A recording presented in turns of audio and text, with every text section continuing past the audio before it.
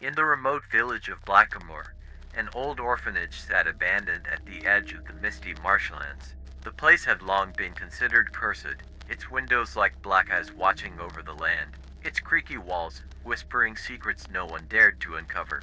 The villagers spoke in hushed tones about children who had once lived there, children who disappeared without a trace one bitter winter long ago. No one had entered the orphanage in decades, not since that cold night when a dozen children were said to have vanished into the swamp. Some believed they were lost, others that they had been taken. Yet, the truth remained hidden, buried in layers of myth and fear.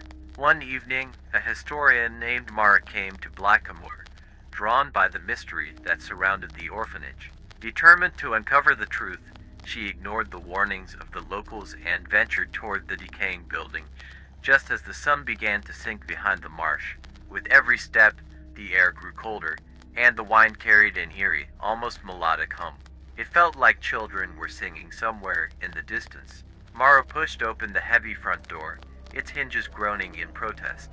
The interior was dark and suffocating, filled with the scent of mildew and something far worse, something that clawed at the back of her mind, stirring a deep sense of unease. The floor creaked under her weight as she moved through the long, empty halls, her flashlight flickering as though it sensed the wrongness in the air. She found herself drawn to the orphanage's nursery, where small iron beds lay rusting in the corners. The air grew thick, and her breath caught in her throat as the temperature plummeted. Then, faint laughter echoed through the halls, high-pitched and distant, like the sound of children playing. Mara turned, and there they were. At first, they seemed like normal children, pale, with wide eyes and innocent smiles. But their eyes, they were too dark, too empty, and their skin, pale as frost, seemed to ripple unnaturally in the dim light. The children giggled and beckoned her deeper into the nursery, their laughter twisting into something more sinister. "Play with us," one of them whispered, his voice like the wind on a winter night. Mura's feet felt rooted to the floor as the children circled her. Their faces began to change, distorting into monstrous visages, their innocent grins turning into gaping, toothless maws. The walls of the nursery seemed to close in, the space around her shrinking as their cold hands reached out, brushing her skin. But as Mara stumbled backward, one child smaller than the rest stood still, watching her with wide, sorrowful eyes. This child was different, her presence less hostile, almost pleading. She stepped forward, and in a voice trembling with age and despair, she whispered, "Help us." The room grew darker, the children's laughter becoming a cacophony of chaos as they closed in. But the little girl continued to stare at Mara, her voice barely audible beneath the growing din. "Find us, in the marsh." And then everything went black. When Mara awoke, she was lying on the cold floor of the orphanage, her flashlight dead. The children were gone, the air heavy with silence, but the little girl's words echoed in her mind. Something was out there, waiting in the marshlands. Something terrible, and something tragic. Mara left the orphanage that night, but the pull of the marshlands was stronger than ever. The villagers whispered that she'd been marked by the lost children of Blackamoor, destined to uncover the fate of those poor souls, whether she wanted to or not. The next day, Mara set out for the marsh, armed with nothing but her resolve and the knowledge that the children were waiting. And somewhere deep in the fog, they were watching her approach. The intrigue was far from over. Mara hesitated at the edge of the marsh, the cold, wet ground seeping through her boots. The thick fog rolled across the swamp in tendrils, curling like grasping fingers. The pale sun struggled to pierce through, casting an eerie twilight over the land. As she stared into the mist, the words of the little girl echoed in her mind. "Find us." In the marsh, the villagers had told her about the swamp's deadly nature. Many who wandered too deep never returned. But Mara knew she had no choice. She had seen those children, felt their icy touch, heard their whispers. They were real, and they were trapped. Stepping forward, her feet sinking into the sodden earth, Mara followed a faint, barely visible trail leading deeper into the marsh. Every step felt like a pull from the unknown, a force drawing her toward something ancient, something lost. Shadows twisted in the mist, and every so often, she could hear faint laughter, a child's giggle that sent shivers down her spine. The ground squelched underfoot, the air thick with decay, and an unnatural chill clung to her skin. As she walked, the fog seemed to grow denser, swallowing the world around her. Soon, the orphanage was nothing more than a fading memory, and Mara found herself standing before an overgrown clearing. In the center of the clearing was a small, ruined chapel, its stone walls crumbling and half swallowed by the earth. The structure was ancient, far older than the orphanage itself. The laughter faded, replaced by silence so profound that Mara could hear her own heartbeat pounding in her ears. Something about the chapel felt wrong. It was like the air itself recoiled from the structure, as if it did not belong in this world. Gathering her courage, she pushed through the brambles and entered the chapel. Inside, the air was colder, unnaturally so. Her breath fogged in front of her, and the walls seemed to pulse with a faint, unholy light. Strange markings covered the stone, runes that Mara couldn't recognize, their shapes twisting and shifting as if alive. At the far end of the chapel, an altar stood, cracked and covered in moss, but something lay beneath it, an opening, a tunnel leading into the earth. Mara approached cautiously, her flashlight flickering again as if resisting whatever was down there. She knelt and peered into the dark, and for a moment, she saw nothing but blackness. Then, faintly, she heard it, the soft cry of a child. "Help us." The same voice from the orphanage. The same child. Mara's heart raced.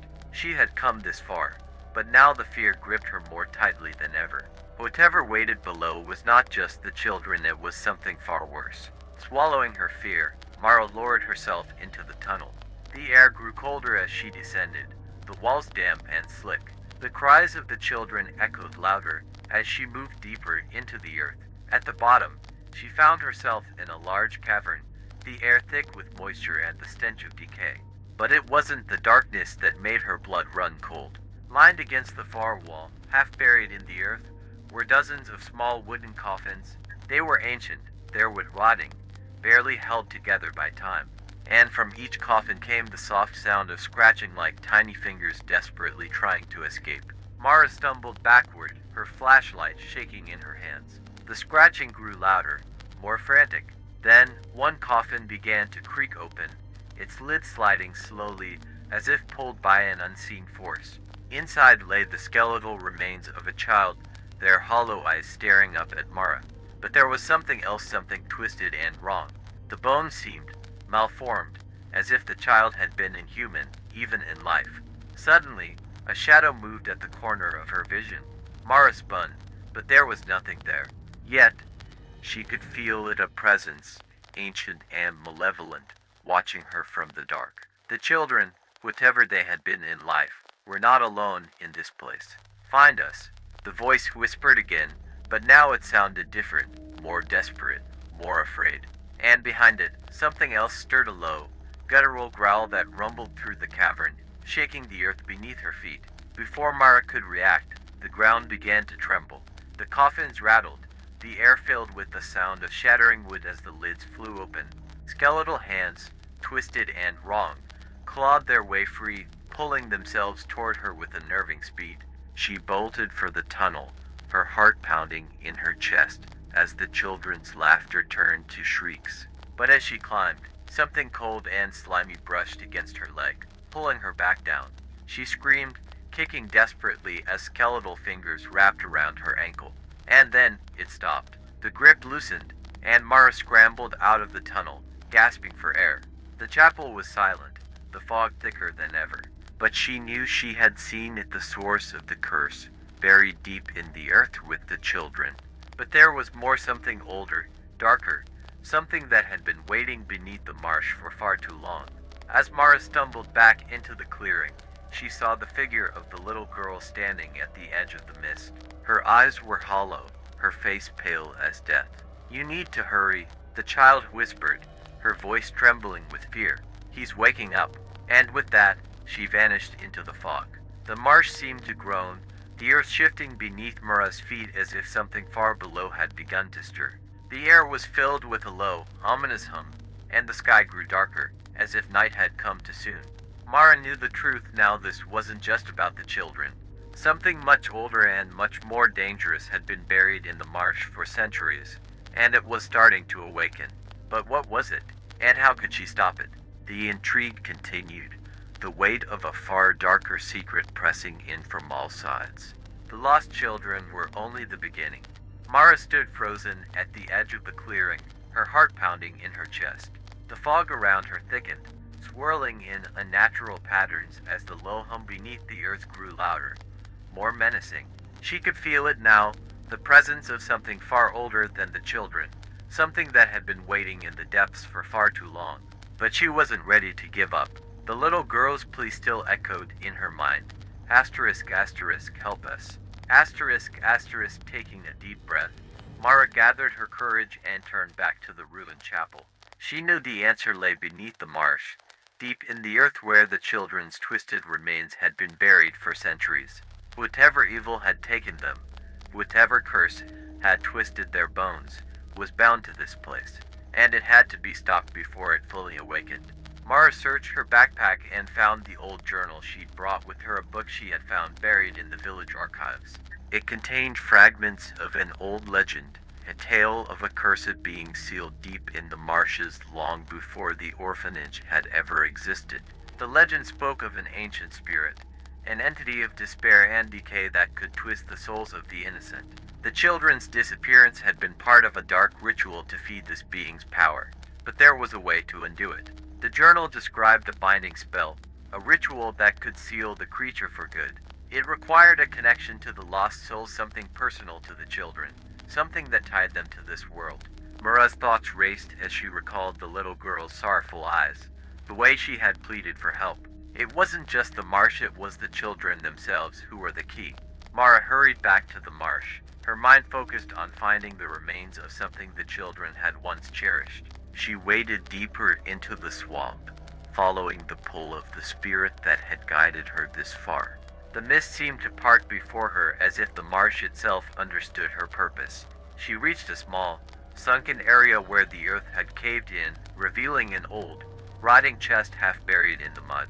Her hands trembled as she pried it open, and inside, she found a collection of toy small, worn dolls, wooden carvings, and faded scraps of cloth. These were the children's belongings, the last remnants of their lives before they were taken. With the items in hand, Mara returned to the chapel, standing before the altar. The cavernous space below seemed to pulse with a dark energy, but she knew what she had to do.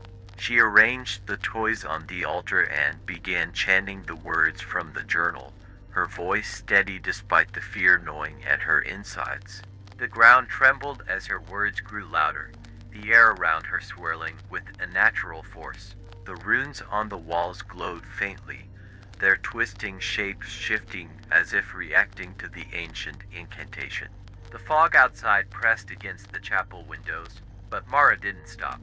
She could feel the children's presence, their small hands reaching out, not in malice, but in hope. As she completed the final verse of the spell, a wave of energy surged through the chapel. The air crackled with power, and the toys on the altar glowed with a soft, warm light.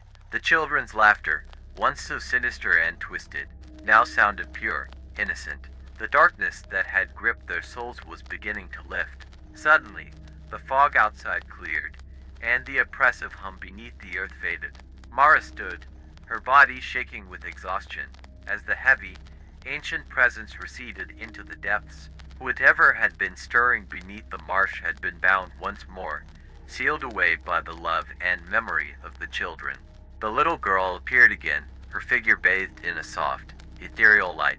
Her face was no longer hollow, no longer filled with sorrow and fear. She smiled at Mara, her eyes bright with gratitude. "Thank you," she whispered, her voice soft and free of the darkness that had once tainted it. One by one, the children appeared beside her, their forms fading into the mist as they found peace at last. Mara watched as they drifted away, their spirits finally free from the curse that had trapped them for so long. The marsh, once thick with fog and menace, now felt calm, almost serene. The ancient evil had been sealed, the children released from their torment. The orphanage would remain a dark memory, but the souls of the lost children would no longer haunt its halls. Mara turned to leave, the weight of the night's events lifting from her shoulders. As she walked away from the chapel, she glanced back one last time and saw the little girl standing at the edge of the clearing, watching her. The girl waved, her smile gentle, before fading into the light. Mara smiled in return, knowing the children were finally at peace, and for the first time in decades, the village of Blackamoor would no longer live in fear of the marshlands. The darkness had been defeated, and the intrigue, at long last, had come to a close.